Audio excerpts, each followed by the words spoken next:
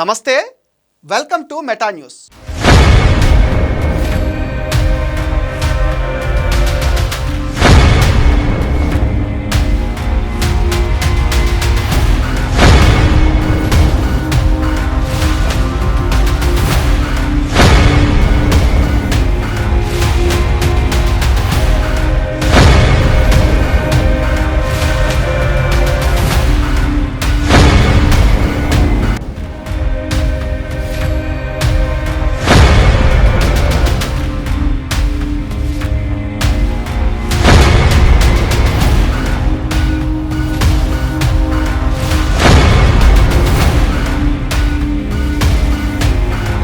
రెండు 2024 ఎన్నికల్లో ఘోరమైన ఓటమి తర్వాత వైసీపీ పరిస్థితి దిగజారిపోతుంది.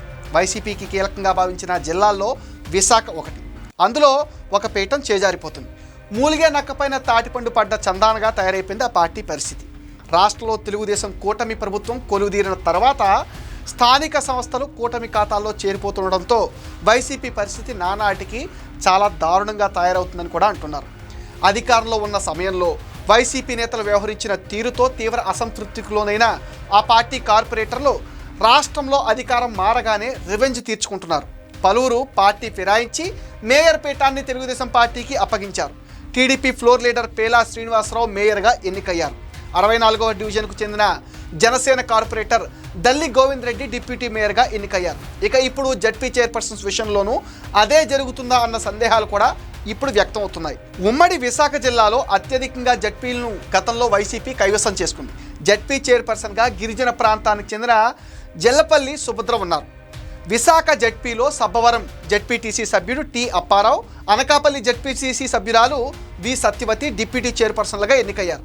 అయితే ఇటీవల కాలంలో వైసీపీ జడ్పీటీసీలలో పలువురు ఆమె తీరు పట్ల తీవ్ర అసంతృప్తి కూడా వ్యక్తం చేస్తున్నారు. నిధుల కేటాయింపులు తమ ద్వారా కాక నేరుగా చేస్తున్నారనేది వీరి ఆరోపణ. జడ్పీటీసీ సభ్యులుగా ప్రమాణ స్వీకారం చేసి ఈ ఏడాది సెప్టెంబర్ నాటికి 4 సంవత్సరాలు అవుతుంది. తమకు కనీస మర్యాద గౌరవం లేవంటున్నారు జడ్పీటీసీలు. అయితే ఆమె ఆ అంశాన్ని అంగీకరించడం లేదు. కేవలం స్వపక్షంలో కొందరు పదవి కోసం చేస్తున్న ఆరోపణలుగా కొట్టిపారేస్తున్నారు. ఈ నేపథ్యంలో ఇటీవల జరిగిన జిల్లా పరిషత్ సర్వసభ్య సమావేశానికి వైసీపీకి చెందిన 22 మంది జడ్పీటీసీలు గైహాజరయ్యారు.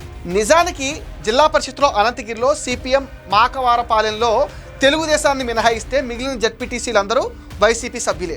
వారిలో అత్యధికులు జడ్పీ సర్వసభ్య సమావేశానికి గైహాజరు కావటం చూస్తుంటే స్వపక్షంలోనే జడ్పీ చైర్పర్సన్ తీరుపై ఎంత అసంతృప్తి కూడగట్టుకుందో మనకు అవగతం అవుతుంది. ఈ నేపథ్యంలో త్వరలో అంటే సెప్టెంబర్ తర్వాత జడ్పీ చైర్మన్ పదవి కూడా వైసీపీ చేజారిపోతుంది అంటున్నారు. విశాఖ జిల్లాలో 39 మంది జడ్పీటీసీ సభ్యులుండగా 2 మృతి చెందారు, మరొకరు రాజీనామా చేశారు. చైర్పర్సన్ను మినహాయిస్తే ప్రస్తుతం 35 మంది సభ్యులున్నారు. అవిశ్వాసం ప్రతిపాదించాలంటే 21 మంది సభ్యుల మద్దతు కూడా ఉండాలి.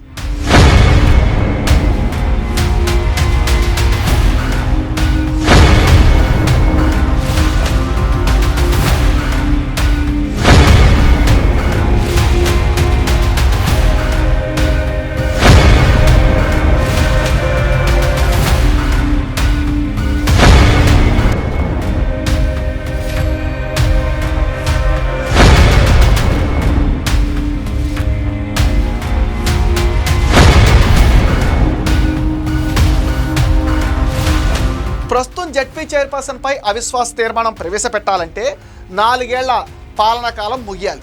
ఇది సెప్టెంబర్ నాటికి ముగుస్తుంది. వెంటనే జడ్పీ చైర్పర్సన్పై అవిశ్వాస తీర్మానం ప్రవేశపెట్టాలని వైసీపీ జడ్పీటీసీలు అయితే భావిస్తున్నారు. అవిశ్వాసం పెట్టేందుకు వైసీపీ జడ్పీటీసీలు ముహూర్తం కూడా నిర్ణయించారని సమాచారం. సెప్టెంబర్ 2024 తర్వాత అవిశ్వాసం నోటీసులు ఇవ్వనున్నారు. సుభద్రకు ప్రత్యామ్నాయంగా జి మాడుగుల జడ్పీటీసీ సభ్యురాలు మత్యరాస వెంకటలక్ష్మిని జడ్పీ చైర్పర్సన్గా చేయాలని నిర్ణయం తీసుకున్నారు. ఈ విషయాన్ని కొందరు సభ్యులు అధిష్టానం దృష్టికి తీసుకెళ్లారు. తాను 5 ఏళ్ల పాటు జడ్పీ చైర్పర్సన్గా కొనసాగుతానని సుభద్ర మాత్రం చాలా ధీమాగా చెప్తున్నారు. జడ్పీ చైర్పర్సన్ పదవి పైన వైసీపీ నేతలు కొందరు ఆశపడుతున్నా ప్రస్తుత పరిస్థితుల్లో అధిష్టానం చెప్పింది వినకపోతే అసలకే మోసం వస్తుందంటున్నారు ఆ పార్టీ నేతలు. ఇప్పటికే విశాఖ కార్పొరేషన్ విషయంలో చేతులు కాల్చుకున్న వైసీపీ జడ్పీ చైర్పర్సన్ విషయంలో అలా జరగకూడదని భావిస్తుంది. దీంతో పార్టీ సీనియర్ నాయకుడు కురసాల కన్నబాబు రంగంలోకి దిగి వైసీపీ అసంతృప్తి జడ్పీటీసీలతో సమావేశం ఏర్పాటు చేయడానికి ప్రయత్నం చేస్తున్నారు. అయితే కురసాల కన్నబాబు బుజ్జగింపులు ఫలించే అవకాశాలు లేవని కూడా అంటున్నారు. ఎందుకంటే గతంలో జీవీఎంసీ మేయర్పై అవిశ్వాసం విషయంలో వైసీపీ నేతలు ఎవ్వరి మాటలు విశ్వసించలేదు. జడ్పీ పీఠంపై వైసీపీ నేతల కన్ను పడిందనే వార్తలు హల్చల్ చేస్తున్నాయి. దీంతో కూటమి నేతలు రంగంలోకి దిగారని కూడా అంటున్నారు. జడ్పీటీసీలను బుజ్జగించి తమ వైపు లాక్కోవాలని చూస్తున్నారు. కొంతమంది జడ్పీటీసీలను పిలిచి ఎమ్మెల్సీ బొత్స సత్యనారాయణ కూడా మాట్లాడారని అంటున్నారు. అయితే వారు అంతగా ఒప్పుకోలేదని అంటున్నారు. విశాఖ మేయర్ పీఠం విషయంలో టీడీపీ రాష్ట్ర అధ్యక్షుడు పల్లా శ్రీనివాసరావు పక్కా ప్లాన్తో వర్కౌట్ చేశారు.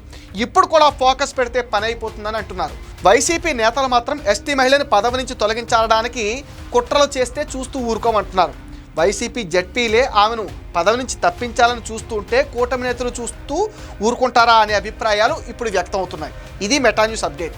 ఈ వీడియో పైన మీ విలువైన ఒపీనియన్ని కామెంట్ సెక్షన్లో పోస్ట్ చేయండి. మీరు ఇచ్చే కామెంట్స్తో మరిన్ని ఇంట్రెస్టింగ్ వీడియోస్ మీకు అందిస్తాం. అండ్ మీరేం చేయాలో మీకు తెలుసుగా, ఈ వీడియోస్ని లైక్ చేయండి, షేర్ చేయండి, మెటా న్యూస్ని సపోర్ట్ చేయండి, సబ్స్క్రైబ్ చేసేయండి.